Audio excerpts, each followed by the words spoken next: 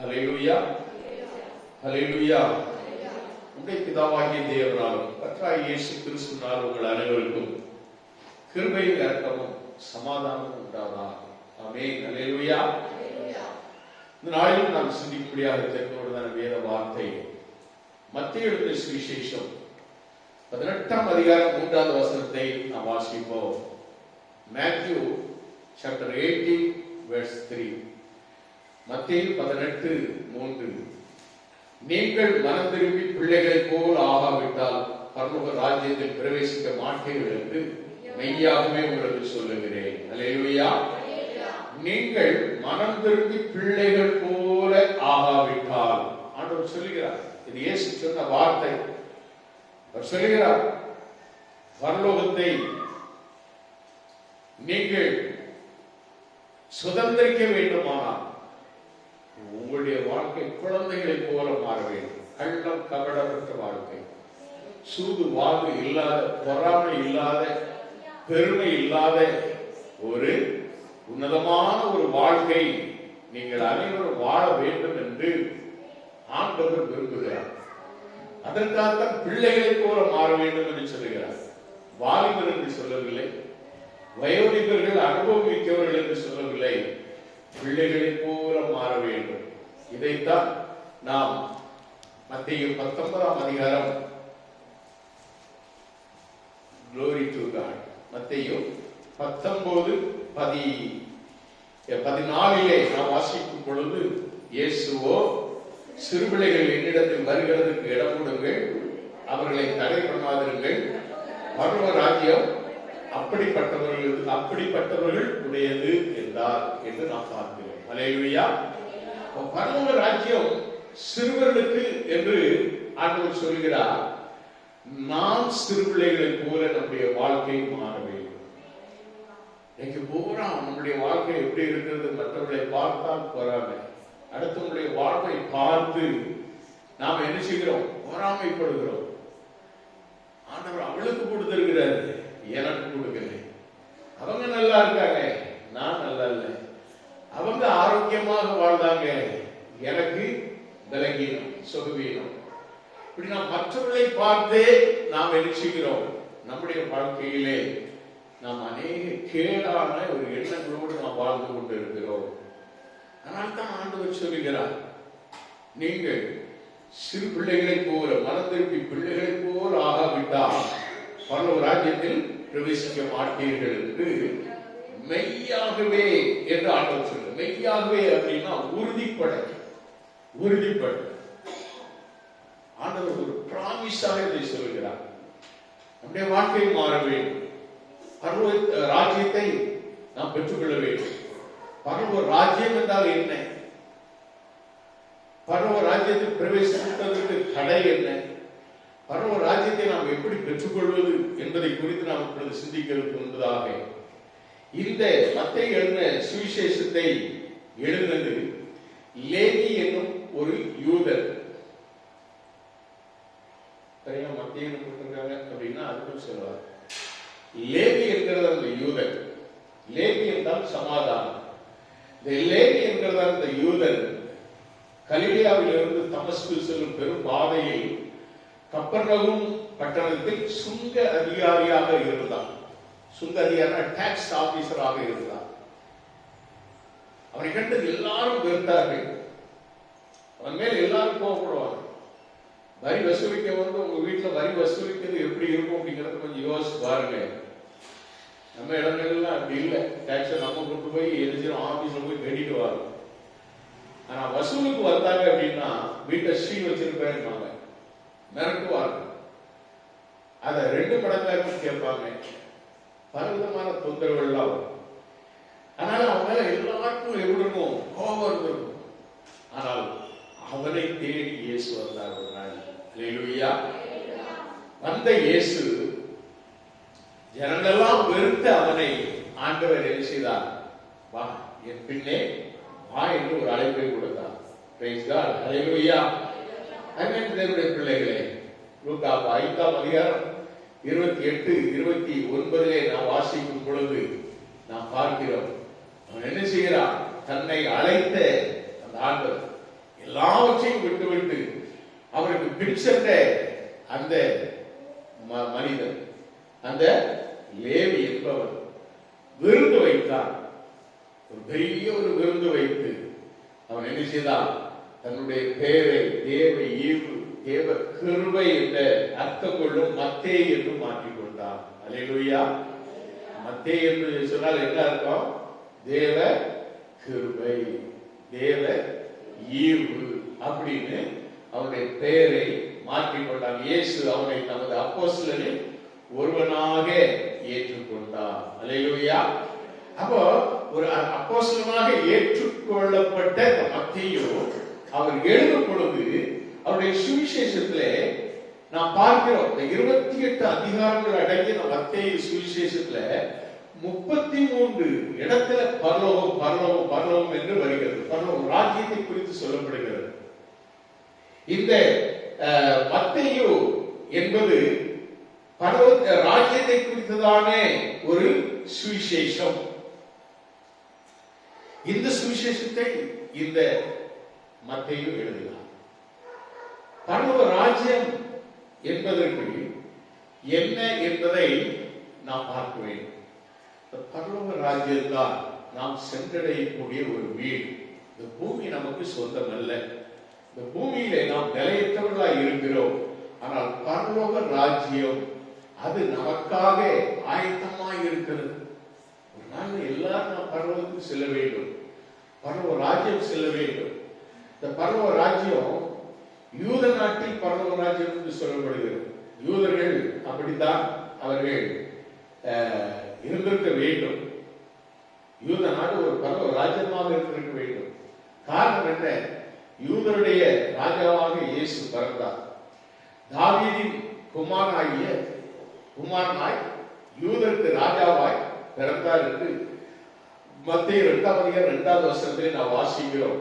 தேடி வருகிற அந்த நியாயசாஸ்திரிகள் எல்லாரும் கேட்கிறாங்க, யூதருக்கு ராஜாவாக பிறந்திருக்கிறவர் எங்கே என்று கேட்கிறாங்க. ஆம் சோதரன், அப்படிப்பட்ட ஒரு ஆண்டவர் தாவீதின் சிங்காசனத்தை அவருக்கு கொடுப்பேன் என்று ஆண்டவர் சொல்லப்பட்ட அந்த இயேசு கிறிஸ்து, ராஜாவாய் பிறந்த இயேசு கிறிஸ்து, அவர் யூத குலத்திலே பிறந்தார், யூத வம்சத்திலே பிறந்தார். யூதர்கள் அவர்களை என்ன செய்யல? ஏற்றுக்கொள்ளவில்லை. மத்தேயு 21ஆம் அதிகாரம் யோவான் 1ஆம் அதிகாரம் 11வது வசனத்தை நான் வாசிக்கும் பொழுது, யோவான் 1:11 நான் வாசிக்கும் பொழுது,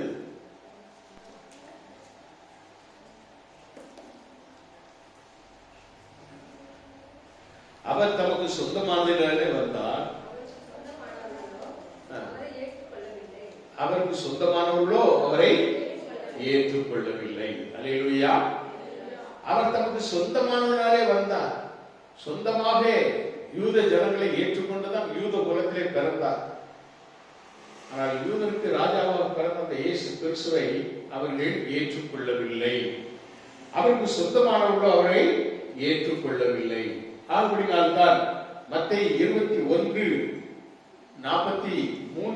நாம் பார்க்கும் பொழுது அவர் சொல்கிறார், தேவனுடைய ராஜ்யம் உங்களிடத்திலிருந்து, 21:43, ஆகையால் தேவனுடைய ராஜ்யம் உங்களிடத்திலிருந்து நீக்கப்பட்டு அதற்கேற்ற கனிகளை தருகிற ஜனங்களுக்கு கொடுக்கப்படும் என்று சொல்கிறார். அதற்கேற்ற கனிகளை தரும், அதற்கு ஏற்ற கனிகளை தருகிற ஜனங்களுக்கு கொடுக்கப்படும். யார் அந்த ஜனங்கள்? அதுதான் நீயும் நான். யூதருடைய வம்சத்திலே பிறந்த ஆண்டவரை யூதர்கள் என்ன செய்தார்கள்? புறம்பே தள்ளிவிட்டார்கள். அந்த இயேசு கிறிஸ்துவை அவர்கள் முடிசூட்டி மகிழ்ந்திருக்க வேண்டும்.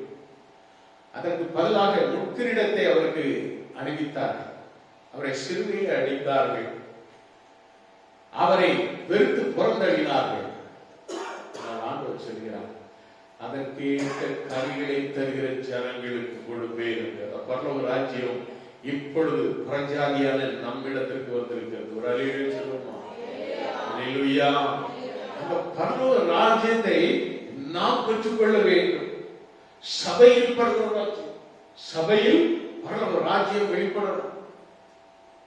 பரலோகத்தில் செய்யப்படுவது போல உலகத்தில் செய்யப்படுவதாக என்று வேதவசனம் சொல்வதை போல பரலோக ராஜ்யம் சபையிலே காணப்பட வேண்டும்.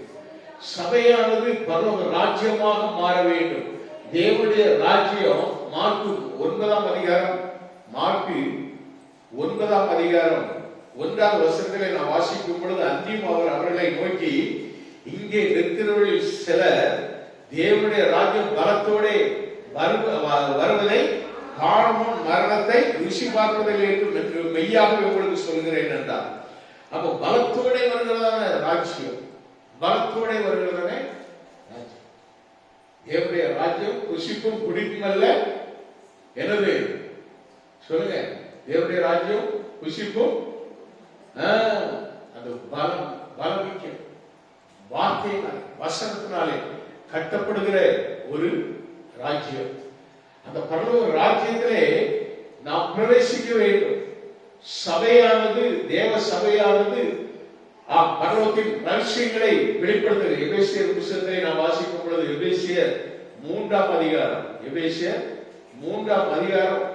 11வது வசனத்திலே வாசிக்கும் பொழுது, இயேசு கிறிஸ்துவை கொண்டு எல்லாவற்றையும் சிருஷ்டித்த தேவனுக்குள்ளே ஆதி காலங்கள் முதல் மறைந்திருந்த ரகசியத்தினுடைய ஐக்கியம் என்னதென்றும் எல்லாருக்கும் வெளிப்படையாக காண்பிக்கிறதுக்கு இந்த கிருபை எனக்கு அளிக்கப்பட்டிருக்கிறது என்று சொல்கிறார். ரகசியம். யாருக்கு அது ரகசியம்? அருமையான தேவனுடைய பிள்ளைகளே, மத்தேயு 13:11 வாசிக்கும் பொழுது, மத்தேயு 13:11 ஆண்டவர் இயேசு சொல்லுகிறார், Glory to God. அவர்களுக்கு அவர் பிரயோஜனமாக பரலோக ராஜ்யத்தின் ரகசியங்களை அறியும்படி உங்களுக்கு அருளப்பட்டது. உங்களுக்கு அருளப்பட்டது, அவர்களுக்கு அருளப்படவில்லை, உங்களுக்கு அருளப்பட்டது. யாருக்கு? யூதருக்கு அருளப்பட்டது, மற்ற யாருக்கும் அருளப்படவில்லை. ஆனால் இப்பொழுது நமக்கு அந்த ரகசியத்தை அருள் செய்கிறார். அல்லேலூயா. பரலோகத்தின் பாக்கியம் நாம் அனைவரும் பெற்றுக்கொள்ள வேண்டும். பரிசுத்தவான்கள் கர்த்தரோடு எடுத்துக் கொள்ளப்பட்டு அவர்கள் எப்படி இருப்பாங்களா? ஒரு சூரியனை போல பிரகாசிப்பார்கள் என்று சொல்லப்படுகிறது. அதே வேளையில மத்தேயு 13:39-40 வசனங்களிலே நாம் வாசிக்கும் பொழுது அங்கு நாம் பார்க்கிறோம், Glory to God. Hallelujah. 13:39-40 நாம் வாசிக்கும் பொழுது அங்க நாம் பார்க்கிறோம், அவைகளை விதைக்கிற சத்துரு பிசாசும் அறுப்பு உலகத்தின் முடிவு அறிக்கிறவர்கள் தேவதூதர்கள். அவைகளை விதைக்கிற சத்துரு பிசாசு அறுப்பு உலகத்தின் முடிவு அறிக்கிறவர்கள் தூதர்கள். ஆதலால் களைகளை சேர்த்து அக்னியால் சுட்டரிக்கிறது போல இவ்வுலகத்தின் முடிவிலே நடக்கும் என்று ஆண்டவர் சொல்கிறார். அல்லேலூயா. அந்த உலகம் முடிவு சுட்டரிக்கப்படுவதற்காக வைக்கப்பட்டிருக்கிறது. நாம் பரலோகத்தின் பாக்கியவான்களாய் திகழ வேண்டும். அல்லேலூயா. அருமையான தேவனுடைய பிள்ளைகளே, உலகத்திலே பரலோக ராஜ்யம் எல்லாம் விட்டு அவருக்கு பின் சென்றவர்கள் ஆண்டவரை பார்த்து ஒரு கேள்வி கேட்கிறார். 19ஆம் அதிகாரத்துல, மத்தேயு 19ஆம் அதிகாரத்துல நாம பார்க்கலாம். அவர் கேட்கிறார், பேதுரு இந்த கேட்பாரு, என்ன கேட்பாரு தெரியுமா? ஆண்டவரே, எல்லாவற்றையும் விட்டு உமக்கு பின் சொல்றோமே. 27ஆம் வசனத்துல, அப்பொழுது பேதுரு, சுதந்திரம், இதோ நாங்கள் எல்லாவற்றையும் விட்டு உண்மை பின்பற்றினோமே, எங்களுக்கு என்ன கிடைக்கும் என்றார். அல்லேலூயா. என்ன கிடைக்கும்? ஆண்டவருக்கு பதில் சொல்லுகிறார். 28ஆவது வசனத்திலே, அதற்கு இயேசு, மறுஜன்ம காலத்திலே மனுஷகுமாரன் தம்முடைய மகிமையுள்ள சிங்காசனத்தின் மேல் வீற்றிருக்கும் போது என்னை பின்பற்றின நீங்களும் இஸ்ரவேலின் 12 கோத்திரங்களையும் நியாயம் இருக்கிறவர்களாக 12 சிங்காசனங்கள் மேல் வீற்றிருப்பீர்கள் என்று மெய்யாகவே உங்களுக்கு சொல்லுகிறேன் என்று சொல்கிறார். அல்லேலூயா. அல்லேலூயா. என் நாமத்து நிமித்தம் வீட்டையாவது, சகோதரியாவது, சகோதரியாவது, தகப்பனையாவது, தாயையாவது, மனைவியாவது, பிள்ளைகளையாவது, நிலங்களையாவது விட்டவன் எவனோ அவன் நூறத்தனையாய் அடைந்து நித்திய ஜீவனையும் சுதந்திரித்துக் கொள்வான் என்று ஆண்டவர் சொல்கிறார். அல்லேலூயா. எவ்வளவு பெரிய பாக்கியம்! எல்லாவற்றையும் இழந்து விட்டேனே. கிறிஸ்துவுக்காய் இழந்தவர்கள் ஒரு நாளும் தரித்திரராகவில்லை. அல்லேலூயா. அவர்கள் கெட்டு போவதில்லை. கிறிஸ்துவுக்காக கொடுப்பவர்களும் தரித்திராவது கிடையாது. கிறிஸ்துவுக்காக நாம் வாழும் வாழ்க்கையிலே ஆசீர்வாதம் தான், பரலோகம் தான். அந்த பரலோக பாக்கியம் நாம் கிறிஸ்துவுக்காக வாழும் போது நமக்கு கிடைக்கிறது. அல்லேலூயா. அந்த நித்திய ராஜ்யத்திலே ஆண்டவர் நம்மை கொண்டு போய் சேர்க்கிறார். ஆமென். அல்லேலூயா. ஆக்ஷோதரம் 13:43 வசனத்திலே நான் வாசிக்கும் பொழுது 13 மத்தேயு 13:43 நான் வாசிக்கும் பொழுது அந்த வேத வசனம் இப்படியாக சொல்லுகிறது. நீ ஒரு மைக் வச்சுக்கிட்டு நீ வாசிக்கணும். அதை மட்டும் பார்த்துட்டு இருக்கு, பாடுறதும் கிடையாது, அதுலயும் உட்கார்ந்து. அப்பொழுது நீதிமான்கள் தங்கள் பிதாவின் ராஜ்யத்திலே சூரியனை போல் பிரகாசிப்பார்கள். கேட்கிறதற்கு காதுள்ளவர் கேட்க கடவன். அல்லேலூயா. ஆண்டவர் தெளிவா சொல்றார். களைகளை சுட்டரிப்பார்கள். கிறிஸ்துவுக்காய் வாழ்ந்தவர்கள் அவர்கள் சூரியனை போல் பிரகாசிப்பார்கள். அல்லேலூயா. அல்லேலூயா. அருமையான தேவனுடைய பிள்ளைகளே, இந்த ராஜ்யத்தில் பிரவேசிப்பதற்குள்ள நிபந்தனைகள் என்ன என்று சொல்லி நாம் பார்ப்போம் சொன்னால், மனம் திரும்ப வேண்டும். அல்லேலூயா. இந்த ராஜ்யத்துக்குள்ள பிரவேசிப்பதற்கு ஆண்டவர் ஒரு பெரிய ஒரு செக் வைக்கிறது. பெரிய ஒரு காரியத்தை சொல்லல, மனம் திரும்ப சொல்றாரு. நீ இங்க குத்தி இங்க வர்றது மாதிரி இப்படி ஒன்ன குத்திக்கிட்டார, இல்லைன்னா அப்படி ஒன்ன தூக்கிட்டு இப்படியே ஆடிட்டார ஆண்டவர் சொல்லல. ஆண்டவர் அப்படி சொன்னாரா? மனம் திரும்ப மகனே மகளே இருதயத்தை இறங்குத்தா. ஆண்டவர் ரொம்ப சிம்பிளா கேட்கிறாரு. நம்ம ஒவ்வொருவரையும் பார்த்து ஆண்டவர் கேட்கிற வார்த்தையை தான் மனம் திரும்புங்கள். இவ்வளவு ஒரு அருமையான ஒரு காரியத்தை ஆண்டவர் சொல்கிறார். மனம் திரும்பும் பொழுது, மனம் திரும்புதல் என்றால் என்னது? புத்தி தெளியும். புத்தி தெளியும். 1605 வருடம் ஜேம்ஸ் என்று சொல்கிற ஒரு அரசர், அவர் ஆண்ட நாட்களிலே அவர் இங்கிலாந்தை ஆண்டார். இங்கிலாந்தை ஆண்ட இந்த ஜேம்ஸ் மன்னர் ஒரு காரியத்தை சொன்னார். என் மக்களே, உங்களுக்கு சிறிதளவாவது வெட்கம் உண்டானால், நீங்கள் அபகீர்த்திக்கு அஞ்சுகிறீர்களானால் புகையிலை உபயோகிப்பதை நிறுத்துங்கள்.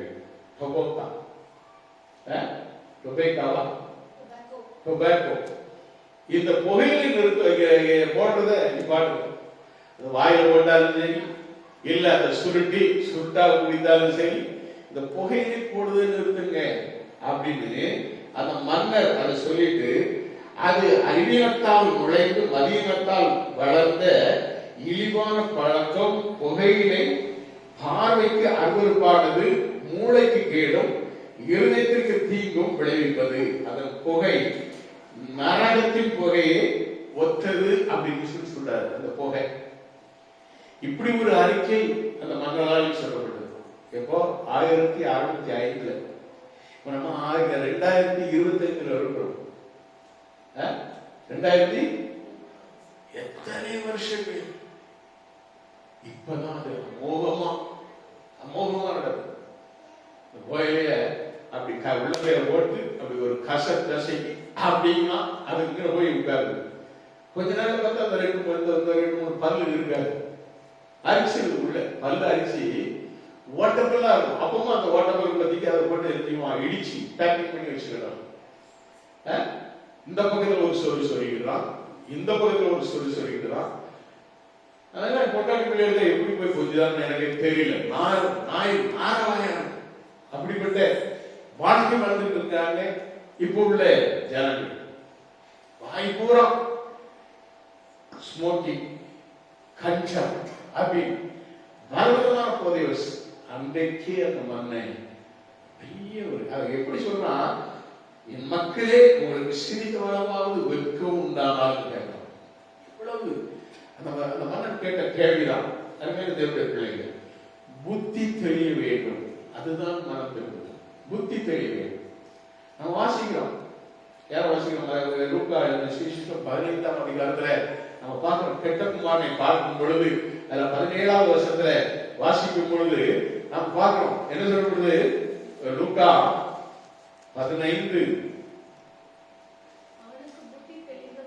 அவனுக்கு புத்தி தெளிந்த போது அவன் என் தகப்பனுடைய கூலிக்காரர் எத்தனையோ பேருக்கு பூர்த்தியான சாப்பாடு இருக்கிறது, நானும் பசியினால் சாகிறேன். எப்ப நினைக்கிறா பண்ணிக்கு வச்ச தவிடு கூட அவனுக்கு கிடைக்கும். நம்முடைய வாழ்க்கையில ஆண்டவர் நாம எவ்வளவு பெரிய சோதனைகளை சந்திக்கிறோம், எவ்வளவு பெரிய வேதனைகளை சந்திக்கிறோம். ஆனால் அதற்கு பிறகு பைபிள் நான் பார்த்தேன், வாசித்தேன், நிறைய காரியங்களை வாசித்தேன்.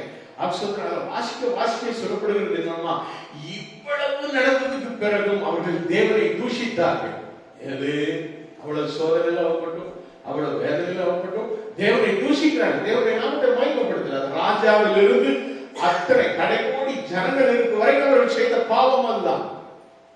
உனக்கு சோதனை ஒரு வேளையில நீ கர்த்தரை நோக்கி துதித்து பார், உனக்கு வேதனை ஒரு வேளையில நீ கர்த்தரை நீ ஆராதித்து பார், அவருடைய நாமத்தை மயக்கப்படுது. உன் வேதனை எல்லாம் பேரும், உன் சோதனை எல்லாம் உங்களுக்கு பேரும். இதுவும் வேதம் தான் சொல்லுகிறது. நெருக்குவர் வேளையிலே நீ கர்த்தரை, அதனால தான் தாவீது நான் நெருக்கப்படும் வேளையிலே கர்த்தர் எனக்கு தஞ்சமானார் என்று சொல்கிறார். அல்லேலூயா. தாவீதுடைய அனுபவம், அந்த அனுபவ வாழ்க்கை நாம் ஒவ்வொருவருக்கும் வேண்டும். நாம் அப்படி நாம் வாழாமல் நாம் புத்தீனமாக இருக்கிறோம். புத்தி தெளிந்த வாழ்க்கை தான் மனம் திரும்புதல் வாழ்க்கை. இரண்டாவது மனசாபப்படுவது, மனசாபப்படும். நம்மை குறித்து ஆண்டவர் பேசுகிறார் சொன்னால் மனசாபப்படும். என்ன குறித்து தான் சொல்றாரு. உடனே என்ன இந்த பாஸ்டருக்கு யாரோ போன் கொடுக்குறாங்க, இந்த பாஸ்டருக்கு யாரோ சொல்லிட்டாங்க, அதனால அவங்க என்ன குறிச்சு பேசுறாரு. ஒன்ன மாதிரி எத்தனையோ பேர் உட்கார்ந்துட்டு இருக்காங்க. நீ ஒருவேளை ஆணா இருக்கிறாரு, பெண்ணா இருக்கிறா, உன்ன மாதிரி நிறைய பேர் அதே மாதிரி தான் எண்ணத்தோட இருக்காங்க. கர்த்தர் பேசுகிறார். மனசாபப்படும். மனம் திரும்புகிற வாழ்க்கை தான், மனசாபத்தில் தான் மனம் திரும்புகிற வாழ்க்கை கிடைக்கும். அல்லேலூயா. ஆசோத்திரம். அடுத்தாவது அந்த மனம் திரும்புவது, மனம் திரும்புவது என்று சொன்னால் ஆசோத்திரம் தேவனை விட்டு சாத்தானுக்கும் ஜீவனை விட்டு நரகத்துக்கும் பரிசுத்தத்தை விட்டு பாவத்துக்கும் நேராக சென்று கொண்டிருக்கிறதான மனிதர் ஒரு உண்மையான உணர்வோடு மனமாற்றம் அடைவதுதான் மனம் திரும்புவது. அல்லேலூயா. தன்னுடைய வயலை முற்றிலும் விட்டுவிட்டு தன்னுடைய வாழ்க்கை கிறிஸ்துவுக்கு நேராக வழிநடத்தி செல்கிற வாழ்க்கை.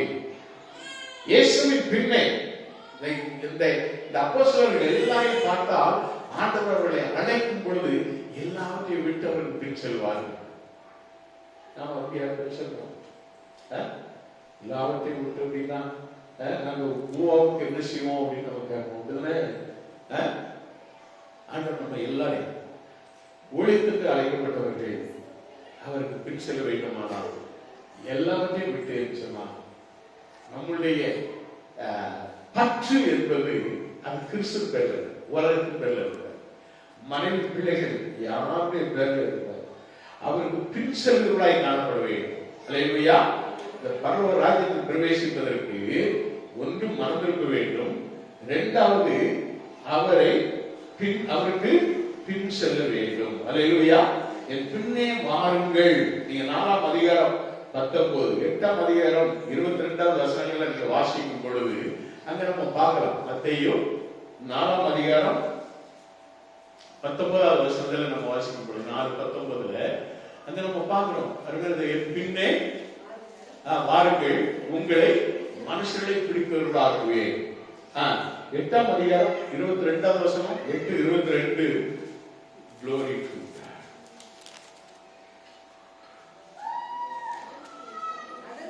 அதற்கு இயேசு, மரித்தோர் தங்கள் மரித்தோரை அடக்கம் பண்ணட்டும், நீ என்னை பின்பற்றி வா.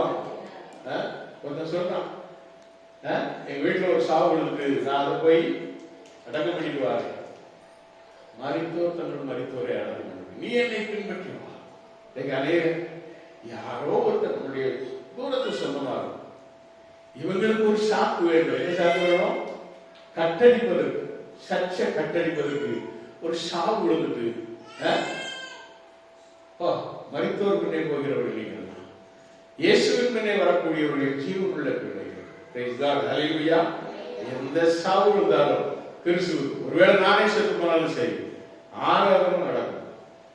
ஆராதனை நடக்கும். பாஸ்டர் செத்து போனாரு, அதனாலதான் நான் சர்ச்சுக்கு வருவேன்னு சொன்னா நீ ஒரு நாள் வாங்கவே மாட்டேன்.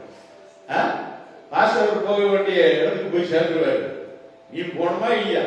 நீ போனோம்னா பரவ ராஜ்யத்துக்கு பிரவேசிக்க வேண்டுமானால் உன்னுடைய வாழ்க்கை அது கிறிஸ்துவை பின்பற்றுகிற ஒரு வாழ்க்கையா காணப்படும். அல்லேலூயா. அநேக காரியங்கள் அந்த அவர்கள் நீங்க பாத்தீங்கன்னு சொன்னா தன்னுடைய தொழிலை விட்டுட்டாங்க, இயேசுவுக்கு பின் செல்ல. அது மாத்திரமல்ல, குடும்பத்தை விட்டுட்டு போயிட்டாங்க. என்ன அந்த அளவுக்கு அவருடைய பற்று எல்லாம் கிறிஸ்துவை பின்பற்றி சென்றது. அவர்கள் தங்களையே வெறுத்தார்கள். அல்லேலூயா. பரவ ராஜ்யம் வேண்டும்னா நம்மை நாம் ஆவி, ஆத்மா, சரீரம் எல்லாத்தையும் ஆண்டவருக்கு ஒப்படைத்து விட வேண்டும். நாம் அப்படியே இருக்கிறோம். சண்டே ஆனா இன்னைக்கு பிரியாணி சாப்பிடும், இங்க உட்கார்ந்து பெரிய ஒரு புரோகிராம் ஒன்று போட்டுருவாங்க. எப்படி வீட்டுக்கு போன உடனே மட்டன் வாங்கணும், இல்லைன்னா சிக்கன் வாங்கணும், இல்லைன்னா பெருசு வாங்கணும், வாங்கி பிரியாணி பண்ணணும். நீ அப்ப எங்க இருக்கிறியா? எங்க இருக்கு உன்னுடைய எண்ணம்? எங்க இருக்கு? உண்மையான பரலோக ராஜ்யத்துக்குரிய பிள்ளைகள் கர்த்தரை ஆராதிப்பதிலும் கர்த்தருடைய நாமத்தை பயன்படுத்துவதும், கர்த்தர் நமக்கு இந்நாள் வரை செய்த நன்மைகளை நினைத்து துதிப்பதிலும் ஆராதிப்பதிலும் தான் அவருடைய சிந்தை காணப்படும். நான் யாருன்னு சொன்னேன், இன்னைக்கு அவன் போடல. என்ன சொன்னேன்? அதான் ஸ்ட்ரிக்ட்லி மொபைல் ஆஃப் செய்திருக்கோம். சர்ச்சுக்குள்ள வரும்போது இந்த மொபைல் உனக்கு சோர்படாது, உனக்கு சோர்படுறது யாரு? உனக்கு பலம் கொடுக்கிறது யாரு? உனக்கு உழைக்கத்தக்க புத்தியை கொடுக்கிறது யாரு? ஆரோக்கியத்தை கொடுக்கிறது யாரு? எல்லாம் கர்த்தர். நீ அப்படி நம்பி வந்தா வா. இல்ல மொபைல் தான் வேணும்னா மொபைல் வச்சு வீட்டுல இருக்கு, வேண்டாம். நீ இந்த மொபைல் தான் உனக்கு வாழ்க்கணும்னா இந்த மொபைல் வச்சு வீட்டுல வாழ்க்கை, அதெல்லாம் உனக்கு சோர்பட போகுது. நான் சொல்றது நீ இஷ்டத்துக்குள்ள அங்க உள்ள இருந்த அந்த வாழ்க்கையில நீ மொபைல் ஆஃப் பண்ணிடுவோம். அப்பதான் உன்னுடைய வாழ்க்கையில ஒரு பலத்தை காட்டணும். நீ பருவத்தின் பிள்ளையா வாழணும். இல்ல பாதாளத்துக்கு போறதா நான் ஏற்கனவே சொன்னது, நான் உண்மைதான் சொல்றேன். நான் இங்க ஒரு பெரிய கூட்டத்தை அப்படி கொண்டு போய் நான் உங்களை அப்படி நான் கூட்டு போகணும்னு நினைச்சோம்னா நான் போயிடுவேன் பாதாளத்துக்கு. நான் நினைக்கிறேன் நீ எல்லாரும் மறந்திருக்க வேண்டும் என்று நினைக்கிறேன், எல்லாரும் ரட்சிப்படைய வேண்டும் நான் நினைக்கிறேன், முயற்சி பண்றேன். அதுக்குதான் சில வார்த்தைகளை சொல்றேன். நீ அப்படி இல்லாம நாங்க எல்லாரும் வந்தா தான் சச்சின் நீ நினைச்சேன்னா அப்படி கிடையாது. அதான் நான் சொல்றேன். ஒழுக்கத்தோடு வா, ஆஃப் பண்ணிக்கு வா, சுவிட்ச் ஆஃப் பண்ணிட்டு உண்மை. அது 1 ஹவர்ல 2 ஹவர்ல நீ என்னத்தை பண்ணிடுவ? என்னத்தை நீ சம்பாதிச்சிருவ? உண்மை கிடையாது. தயவுசெய்து நான் இந்த வாரத்தில் ஸ்ட்ரிக்டா சொல்லிட்டேன். இனிமேல் எவனாவது நீங்க யாராவது பொம்பளையா இருந்தாலும் ஆம்பளையா இருந்தாலும் வந்து இப்படி போன தூங்கினா அந்த போன் அங்க வெளியில போகும்னா வெடிக்கணும். உன் காதல் சப்பு விழியும். சாபமா சொல்றேன். பரலோக ராஜ்யத்திற்கு பங்குள்ளவர்களாக நாம் மாற வேண்டும். அல்லேலூயா. தேவனுக்கு செய்ய வேண்டிய காரியத்தை நாம் சரியா செய்யணும். 3வது காரியம் ஆயத்தமாயிருக்கும். ஆயத்தம் என்பது நமக்கு செய்ய வேண்டியது, பிறருக்கு செய்ய வேண்டியது, தேவனுக்கு செய்ய வேண்டியது. இப்படி 3 விதமான காரியங்கள் அடங்கும். நமக்கு செய்ய வேண்டியது என்ன? நம்மை நாம் ஆவிக்குரிய வாழ்க்கையிலே இணைத்துக் கொள்ள வேண்டும். ஆவிக்குரிய வாழ்க்கைக்கு நம்மை அர்ப்பணிக்க வேண்டும். அபிஷேகத்தை நாம் பெற்றுக்கொள்ள வேண்டும். இலவசமாய் கிடைக்கிற அபிஷேகம் தான். ஆனால் வேதம் என்ன சொல்லுகிறது? 11ஆம் அதிகாரம் மத்தேயு 11:12 நான் வாசிக்கும் பொழுது, மத்தேயு 11:12 நான் வாசிக்கும் பொழுது, யோவான் ஸ்நானம் காலம் முதல் இதுவரைக்கும் பரலோக ராஜ்யம் பலவந்தம் பண்ணப்படுகிறது, பலவந்தம் பண்ணுகிறவர்கள் அதை பிடித்துக் கொள்கிறார்கள். அல்லேலூயா. இலவசமாய் கிடைக்கக்கூடிய அபிஷேகம், பலவந்தம் பண்ணணும். ஆண்டவரை கேட்கணும், விரும்பி கேட்கணும். அக்டோபர் 2ஆம் தேதி எனக்கு ஒரு அபிஷேகம் கிடைக்கும்.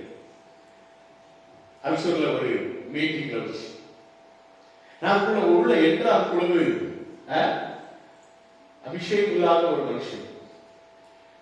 பிரசங்கெல்லாம் முடிந்த ஒரு பாடு நான் இப்ப ஜெபம் பண்ண போறேன். யார் யாருக்கு அபிஷேகம் வேணுமோ எல்லாம் எழுந்துங்க. சாந்திபத்திரம் எழுந்து நின்று அந்த வேலையில எல்லாரும் அப்படியே அவைகளை நிரம்புறாங்க. எனக்கு ஒண்ணுமே இல்லை, ஒன்னும் கிடைக்கல, உண்மை கிடைக்கல. அப்படியே சொன்னேன். ஆண்டவர் ஒரு வார்த்தை சொன்னேன், ஆண்டவரே இப்பொழுது நீர் என்னை அபிஷேக வேண்டும்.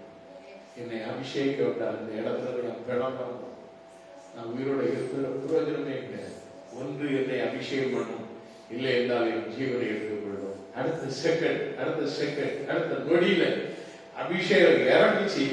என்னால் அந்த இடத்துல நிக்க முடியல. அந்த அளவுக்கு ஒரு பெரிய ஒரு பலத்த ஒரு அபிஷேகம் என் மேல் இறங்கி பலவந்தம் பண்ணப்படுகிறவர்கள் பரலோக ராஜ்யத்தை சுதந்திரித்துக் கொள்வார்கள், அபிஷேகத்தை பெற்றுக் கொள்வார்கள், ஆசீர்வாதத்தை பெற்றுக் கொள்வார்கள். அல்லேலூயா. 25ஆம் அதிகாரம் நம்ம பார்க்கிறோம். 25ஆம் அதிகாரத்துல நம்ம மத்தேயு 25 அதுல 1 to 13 வரை நம்ம வாசிக்கும் பொழுது நம்ம பார்க்கிறோம். உங்க இருதயமாகிய கலசம் அதை என்ன செய்யணும்?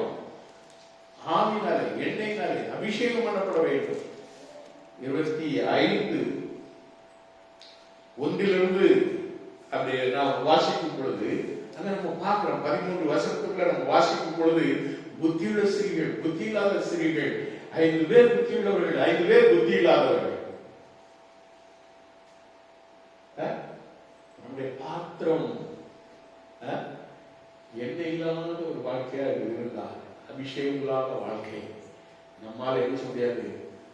அந்த ஆண்டவர் வரும் பொழுது, மணவாளர் வரும் பொழுது நாம் பிரவேசிக்க முடியாது. அல்லேலூயா, அல்லேலூயா. அன்பின் தேவனுடைய பிள்ளைகளே, இப்படியாக நாம் வாழ 4வதாக ஆயத்தமாக இருக்க வேண்டும். அதான் சொன்னது. அப்போ தேவனுக்கு செய்ய வேண்டியது என்ன? நமக்கு ஆண்டவர் அநேக தாளத்தை கொடுத்திருக்கிறார். ஒவ்வொருத்தருக்கும் ஒரு தாளம் கொடுத்திருக்கிறார். இந்த தாளத்தை நாம் பயன்படுத்த வேண்டும். தாளத்தை வாங்கி தாளத்தை நமக்கு கொடுக்கப்படுற தாளத்தை புதைச்சிடக்கூடாது. தாளங்களை பயன்படுத்தணும். ஒவ்வொருத்தருக்கும் ஒவ்வொரு விதமான தாளங்கள் உண்டு. ஒவ்வொருத்தருக்கும் அந்த தாளத்துடைய அந்த சகோதரிக்கு ஒரு தாளந்து, அந்த தாளந்து அவனை கூப்பிட்டு ஒரு இன்னைக்கு அதில் உட்கார வச்சுன்னா அவனுடைய சேதலுக்கு பார்த்தீங்கன்னு சொன்னா தெரிந்த ஒரு அந்த இதுல இருக்காது. அந்த இல்லாத பாடல்களையும் அவன் உள்ள போய் தேடி அதை ஸ்கிரீன் போட்டு வந்துடுவான். பெருமையா சொல்லு. அது மாதிரி பாடக்கூடிய பிள்ளைகள் ஒவ்வொருவருக்கும் ஒரு தாளம் உண்டு. உனக்கு ஒரு தாளம் உண்டு. ஆண்டவர் உன்னை மேன்மைப்படுத்தி இருப்பார், உன்னை உயர்த்தி இருப்பார், உன்னை நல்ல செல்வ செழிப்புல கொண்டு வந்திருப்பாரு.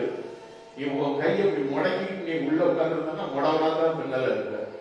நீ கையை விரிவாய் திறந்து நீ ஆண்டவருக்கு நீ கொடுக்க ஆரம்பித்தால் உன்னை இன்னும் மென்மையை உயர்த்துவார். அல்லேலூயா. தாள புதைச்சு வைக்கிற பாத்தீங்களா? வருமானத்தெல்லாம் தூக்கி சிலவங்க பாருங்க நல்லா இருப்பாங்க. அவங்களுக்கு வேற செலவு வந்துச்சுன்னா இங்க என்ன செய்ய மாட்டாங்க, கடவுள் கொடுக்க மாட்டாங்க. அந்த செலவு அது கத்தரால் வந்ததான்னா இல்லவே இல்லை. யாரால வந்துருக்கும்? இவங்களுடைய புத்தீனத்தாலே வரக்கூடிய செலவினம். உண்மையா பார்த்தா அப்படிப்பட்ட காரியங்கள்லாம் செஞ்சுட்டு கடவுளுக்கு கொடுக்கறத நிப்பாட்டுவான். ஆண்டவர் நினைச்சுவாரு, இவன் தாளத்தை நீ மறைச்சியா உள்ளவனும் அவனுக்கு கொடுக்கப்படும். யாருக்கு கொடுக்குறாங்களோ அவனுக்கு தூக்கி பணத்தை தூக்கி கொடு அப்படின்னு சொல்லி ஆண்டவர் சொல்லுவார். இதைத்தான் நம்ம பார்க்கிறோம். மத்தேயு 25:14-30 வரை நம்ம பார்க்கும் பொழுது நாம பார்க்கக்கூடிய காரியம் அதுதான். அடுத்ததாக 4வது காரியம், நீதிமான்களாக வேண்டும். அல்லேலூயா. நீதிமான்கள் பரலோக ராஜ்யத்துல 25ஆம் அதிகாரம், மத்தேயு 25ஆம் அதிகாரத்துல 46வது வசனத்தை நம்ம வாசிக்கும் பொழுது, மத்தேயு 25:46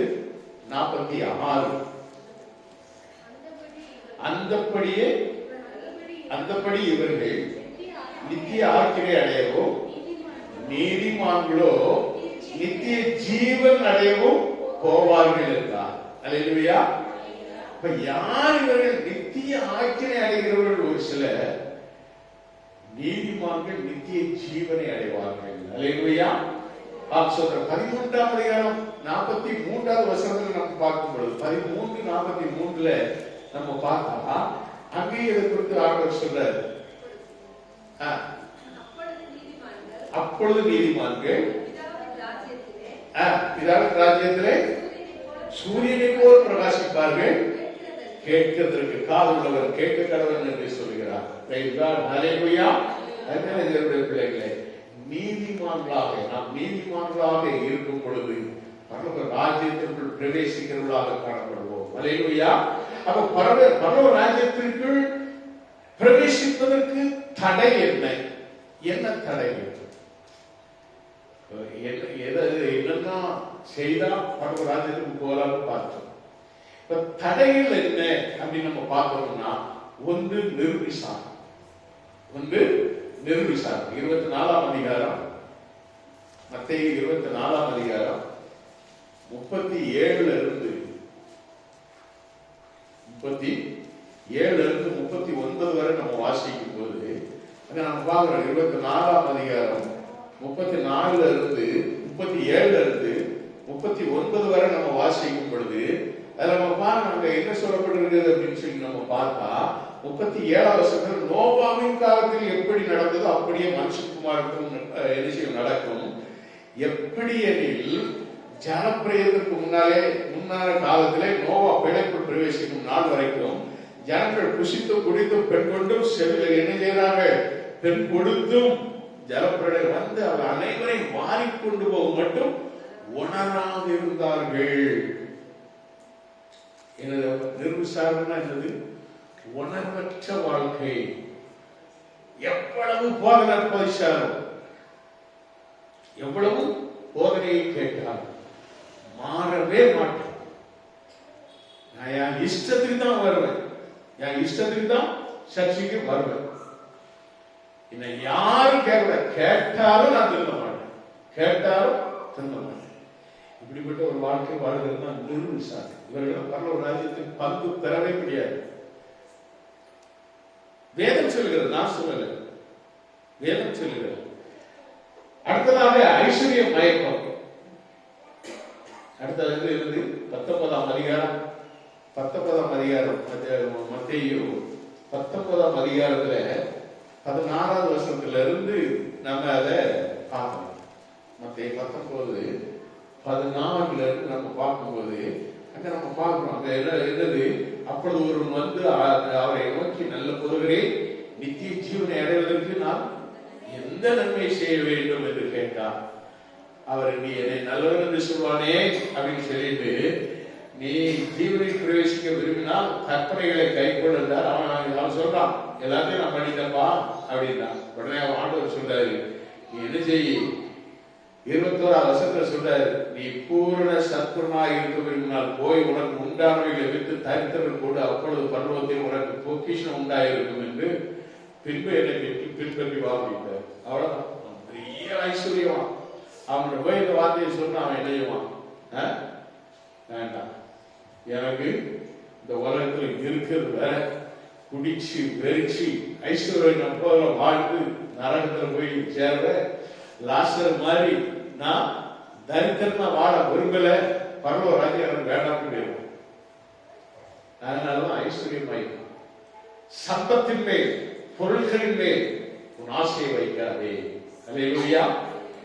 வேணும் தான், ஆனா அதுல உன் ஆசையை வைக்காதே. பாருங்க பாத்தீங்களா, என் ஆசையெல்லாம் யாரு?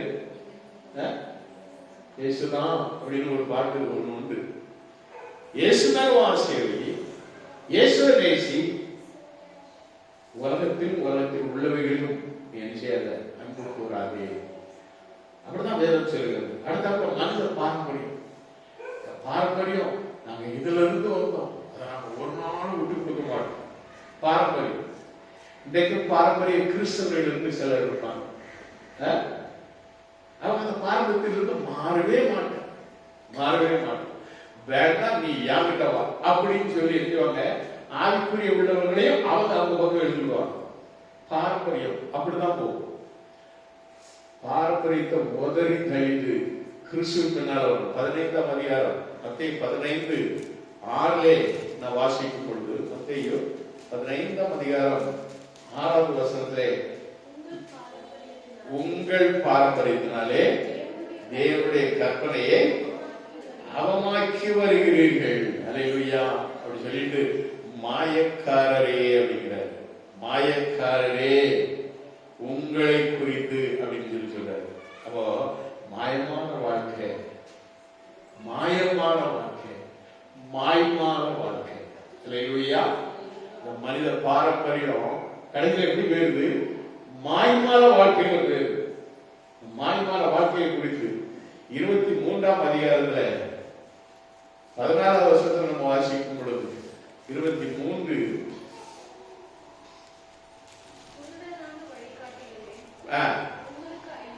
உங்களுக்கு ஐயோ 14 சொல்றாரு. 23:14 மாயக்கார வேதபாரகரே பரிசேயரே உங்களுக்கு ஐயோ, பார்வைக்காக நீண்ட ஜெபம் பண்ணி விதவைகளின் வீடுகளை பட்சித்து போடுகிறீர்கள், இது நிமித்தம் அதிக ஆக்கினையை அடைவீர்கள்.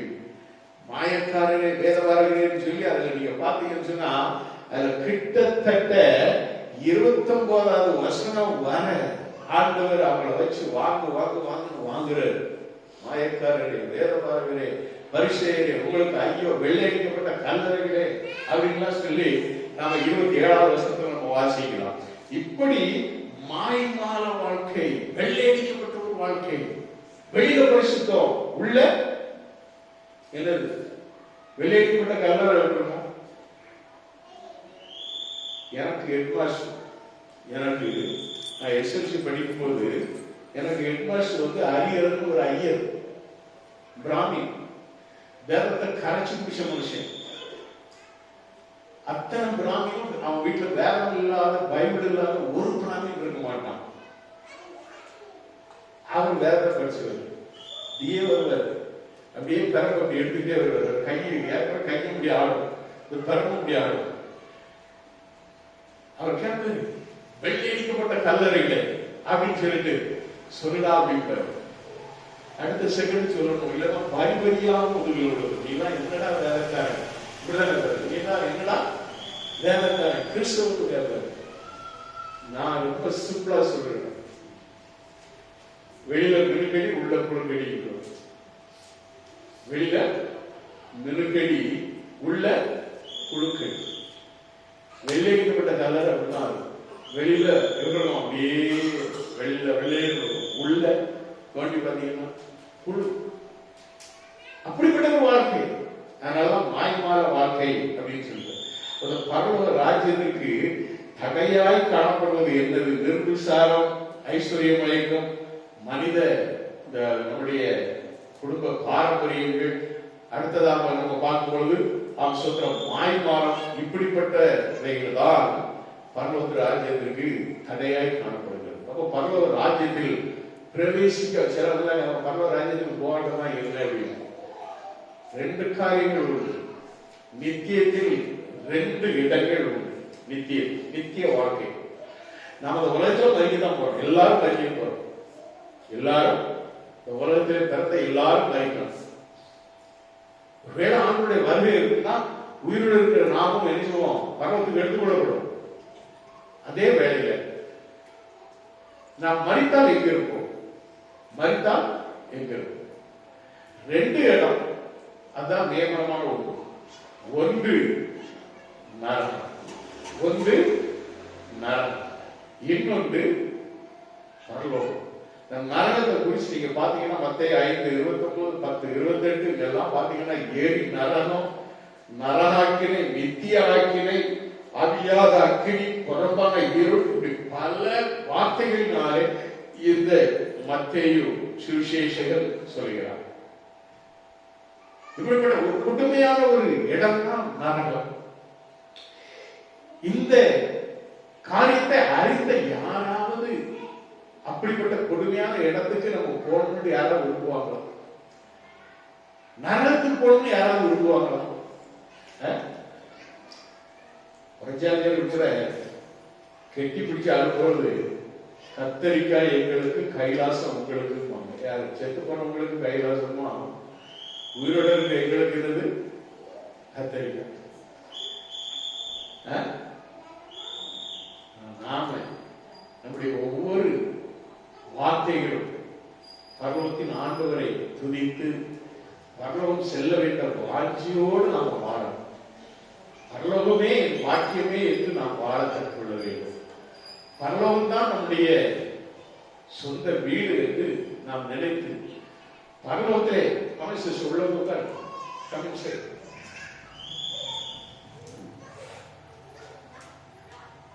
பரலோகம் தான் நம்முடைய வாழ்க்கை. பரலோகம் தான் நம்முடைய ராஜ்யம். இந்த உலக ராஜ்யம் ஒண்ணுமே கிடையாது. இந்த உலகத்துல நீங்க பாத்தீங்கன்னா இந்த உலகத்தை ஆளுநரும் கூட உலகாக அவர்களுடைய சுய லாபத்துக்கு தான் வாழ்றாங்க. ஆளுநர் செய்யக்கூடிய ஒருத்தன் அவன் போடுற ஒரு நாள் டிரெஸ்ஸுடைய விலை எத்தனையோ லட்சங்க. அவன் சாப்பிடக்கூடிய டிஃபன் அது எவ்வளவோ எவ்வளவோ விலையேறது. இங்கேயோ பிளைட்ல வந்து காலம் வந்து இறங்கிற காலம் என்னது வாழ்ந்தரலாம். ஆண்டவர் ஒரு நாளை குறிச்சிருக்கிறாரு, அவனுக்கு தெரியாது. அந்த நாடு அவனுக்கு தெரியாது. பொற்றுன்னு போயிடுவான். இருந்த இடமே தெரியாது. இறந்தவர்கள் எத்தனையோ பேர் இருந்த இடமே தெரியாம போயிட்டாங்க. அதுல அவனு ஒருத்தங்கிறத நினையாம வாழ்ந்து கொண்டிருக்கிறார்கள் என்னுடைய பிள்ளைகளே. ஆப்சோதர் நரகம் ஒன்று இருக்கிறது என்று நாம அறிந்தோம். நாம நிர்விசாரமாக வாழ்ந்தால் நம்மை போல மோசமான மனிதர்கள் எத்தனை பேர் இருப்பாங்க. அநேகர் விசாலமான வழியிலே போனதுன்னு போறாங்க. இடுக்கமான பாதையில் இடுக்கமான வாசல் வழியாய் உள்பிரவேசிப்போம். கிறிஸ்தவ வாழ்க்கைங்கிறது ஒரு இடுக்கமான வாசல் தான். நம்மளை ஒடுக்கி வாழக்கூடிய ஒரு வாழ்க்கை. நம்முடைய ஆசைகள் இச்சைகள் எல்லாம் ஒடுக்கணும். ஒடுக்கி பருவத்தின் தேவனை வாஞ்சித்து வாழக்கூடிய வாழ்க்கை. ஆசை இச்சையெல்லாம் நான் ஓடிட்டோம்னா நான் என்ன மனுஷனா நீங்க கேட்கலாம். அது சொல்லக்கூடிய காரியம் உண்மை நீங்க ஆராய்ந்து பாத்தீங்கன்னா, ஆசை இச்சைகள்ங்கிறது எப்படி இருக்கணும் அப்படின்னா, உனக்கு ஆசை இருக்கணும், அடுத்த பொருளுக்கு ஆசைப்படாது. அடுத்த வாழ்வை குறிச்சு நீ என்ன செய்யாத, பராமப்படாத, இச்சிக்காத, அடுத்த பொருளை திருடாத. இதைத்தான் வேதம் சொல்லுது. இதையெல்லாம் ஒடுக்கி தன்னை ஒரு உத்தமனாக பரிசுத்தனாக நீங்க வாழ்ந்தால் பரலோக ராஜ்யம் உங்களுடைய இருக்கும். அல்லேலூயா. ஆம்சோத்திர ஒரு நாள் கர்த்தர் உன்னை பார்த்து, மகளே மகளே உன்னை நான் ரட்சிக்க எவ்வளவோ முயன்றேனே, நீ கேளாமல் போனாயே அப்படின்னு சொல்லிட்டு ஆண்டவர் உன்னை பார்த்து சொன்னா, உன் வாழ்க்கை எப்படி இருக்கு யோசிப்பாங்க. எல்லாரும் மனமா இருக்கும். சில வேளைகளில் சில வார்த்தைகளை கொஞ்சம் கடுமையா புரியுங்க. இப்போ சமீப காலமாக அதை சொல்வதற்கு காரணம் என்னன்னா, எவ்வளவு சொல்லியும் கேட்காத நபர்கள் நம்முடைய சபையில இருக்கிறார். நீ மாறணும், நீ மாறணும். எவ்வளவு சொல்ற, ஒரு மனமாற்ற வேண்டும். உன்னுடைய வாழ்க்கையில் ஒரு திருப்புதல் அமையணும். நீ இதுதான் வழி என்று நீ வேற வழியா போய்கிற பெரும்பாத வழியில நீ போய்கிட்டு அந்த நரகத்துக்கு கொண்டு போய் சேர்த்து விடும். உன்னுடைய ஜீவிதம் முற்றிலுமாக அழிந்துவிடும். அதுக்கு பிறகு ஐயோ போதகத்தை கேளேனே, நீதிமொழிகள்ல இருக்கு இந்த வார்த்தை. ஐயோ போதகரின் சொல்லை கேட்காம போனேனே. எப்போ யார் வந்து ஒரு அப்படிதான் இந்த வீடு நாளில் உட்கார்ந்துட்டு ஐயோ எவ்வளவோ சொல்லுங்க கேட்கலையே. எப்போ அன்னைக்கு ராத்திரில சொல்றான், காலையில அவனுடைய ஜீவன் போக போகுது. அவன் அந்த ராத்திரி போது என் வீட்டுல தான் தங்க வச்சிருந்தேன். அடிச்சு அழுது இப்பவும் என் கண்ணு முன்னால, ஐயோ எவ்வளவோ சொன்னீங்க, தலையில அடிக்கணும், டப்பு டப்பு டப்புன்னு அடிச்சுட்டு எவ்வளவோ சொன்னீங்களே, நான் கேட்காம போயிட்டேன். நான் சொன்னேன், இப்பவும் ஒண்ணும் இல்லை, என் ஆண்டவர்கிட்ட நீ செய்த பாவத்துக்கு மன்னிப்புங்க. நான் தப்புன்னா ஆண்டவர், நீ ஆண்டவர் சொல்லு, இப்ப எனக்கு நான் சொல்லாத, நீ கடவுள் சொல்லு. ஓ உனக்கு அந்த ரூம் ரூம்ல நீ போய் பார்த்து தனியான கிடையாது. காலையில எல்லாரும் டீ குடிக்கிறது வரை உங்களுடைய உயிர். எல்லாரும் டீ குடிச்சு, நானும் டீ குடிச்சுட்டு இருக்கேன். அப்பதான் சௌகரியம் அவருடைய மூச்சு அப்படியே அப்படி உள்ளும் மேலும் கீழ் வந்து கேட்டு வந்து அப்படி ஜீவன் எப்படி போகும், எவ்வளவு நாள் இருக்கும் நமக்கு தெரியாது. நமக்கு தெரியாது நம்முடைய வாழ்க்கை எவ்வளவு தூரம் போகும் நமக்கு தெரியாது. எந்த வண்டியா இருந்தாலும் உள்ள எங்க இருக்கணும், டீசல் இருக்கணும், பெட்ரோல் இருக்கணும். அப்படி இல்லைன்னா போற வண்டி பாதில நின்றும் நிரப்பிக்கிட்டே போகணும். ஆண்டவர் நம்ம நிரப்பணும் தான் நீ சர்ச்சைக்கு வரணும், ஆராதனைக்கு வரணும், ஆரம்பிக்கும் போதே வரணும். ஆண்டவருடைய அபிஷேகத்தாலே நிரப்புவார். அல்லேலூயா. இந்த பலனை நீ பெற்றுக்கொண்டால், இந்த அபிஷேகத்தை நீ பெற்றுக்கொண்டால் உன்னை பரலோக வரை கொண்டு போய் சேர்ப்பான். அந்த வண்டி நிக்கவே நிற்காது. அல்லேலூயா. நீ இந்த பிரார்த்தனை அசட்ட பண்ணி, ஆண்டவருடைய ஆராதனை அசட்ட பண்ணி, நான் இத்தனை மணிக்கு தான் வருவேன், இப்படித்தான் வருவேன், எல்லாம் முடிஞ்சிருப்போட அதுவும் காணிக்கு போட்ட வரதான் வருவேன் அப்படின்னு சொன்னா உன் வண்டி இடையில தான் இருக்கு. இதுக்கு நான் பொறுப்பு கிடையாது. நான் வந்து உள்ள தள்ளி போக முடியாது. நான் என்ன தள்ளி கொடுவேன், நான் ஆண்டவரை நிப்பாட்டுறேன். அல்லேலூயா. சொல்லலாம், சொல்வதை கேட்டு நீங்கள் நடந்தால் ஆசீர்வாதம். பிரசங்கத்தை கேட்டு அதன்படி நடக்கிறவன் தான் பாக்கியம். வேதத்தை கேளாதபடி தன் செவியை விளக்குடைய ஜெபம் கர்த்தருக்கு அருவருப்பானது என்று வேதம் சொல்லுகிறது. நீ வேதத்தையே கேட்காம, செய்தியை கேட்காம, உன் காதை நீ விளக்கிட்டு அவர் என்ன வேணாலும் பேசட்டும் அப்படின்னு நீ போற அப்படின்னா நீ அது பேர் விழுந்து ஜெபிச்சாலும் உன் ஜெபம் கர்த்தருக்கு அருவருப்பானது. வேதம் சொல்லுகிறது. நான் சொல்லுது, வேதத்தை கேளாதபடி தன் செவியை விளக்கனுடைய ஜெபம் கர்த்தருக்கு அருவருப்பானது. ஆண்டவர் உண்மையில் என்மேல் பிரியமாயிருக்கிறார். நம்மேல் பிரியம் வைத்துதான் ஆண்டவர் தமது அன்பை வழங்கப்படினார். அதற்காகத்தான் ஆண்டவர் ரத்தம் சிந்தினார். அதற்காகத்தான் இயேசு மரித்தார். மரித்த இயேசு நமக்காக நம்முடைய மாம்சத்தை விட்டு கொடுத்தார், நம்முடைய ரத்தத்தை ஊற்றி கொடுத்தார். அதைத்தான் நாம் இப்பொழுது என்ன செய்ய போகிறோம்? அதை நாம் என்ன செய்ய போகிறோம்? திருவிருந்து மூலமாக தேவனோடு ஐக்கியம் பெறப் போகிறோம். ஒரு மாதம் இந்த ஐக்கியம் இதற்காக மாதம் முழுவதும் தேவ ஐக்கியத்திலே, ஆசீர்வாதத்திலே, அபிஷேகத்திலே நாம் வளர வேண்டும். பரலோக ராஜ்யம் பரலோகத்தை விட்டு இப்பொழுது இறங்கி கொண்டிருக்கிறது. அல்லேலூயா. நாம் அந்த ராஜ்யத்துக்குள் பிரவேசிக்க ஆயத்தமா? மனம் திரும்பி பிள்ளைகளை போல் ஆகாவிட்டால் பரலோக ராஜ்யத்தில் பிரவேசிக்க முடியாது. மெய்யாகவே உங்களுக்கு சொல்லுகிறேன் என்று ஆண்டவர் சொல்லுகிறார். 18:3 மத்தேயு 18:3 படி நாம் பிள்ளைகளை போல மாறுவோம். இன்னொசென்டா இருக்கலாம். அவருடைய வார்த்தையை கேட்பதன்படி நடக்கிறமை கொடுப்போம். கர்த்தர் உன்னையும் என்னையும் ஆசீர்வதிப்பாராக. அவருக்கே மகிமை உண்டாகும். அல்லேலூயா.